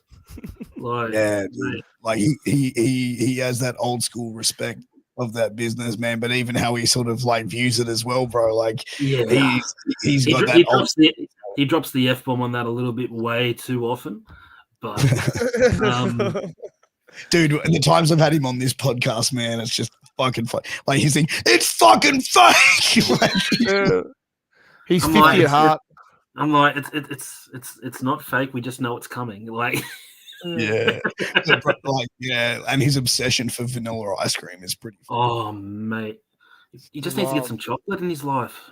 100%. And you can just tell, like, he's a no frills ice cream guy. He's not even like a vanilla bean sort of guy.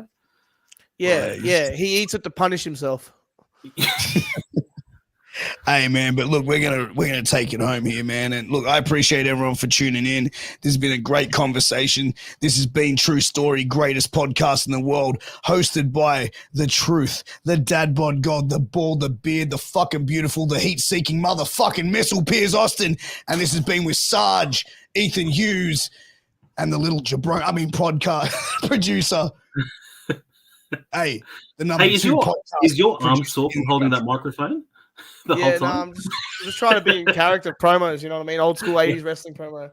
Hey, that's it. Anyway, in all seriousness, boys, I appreciate you so much. Thank you for joining me tonight. And great until next time, guys. Make sure you tap that like, share, subscribe, and tap in because this is the greatest fucking podcast in the world, bar none.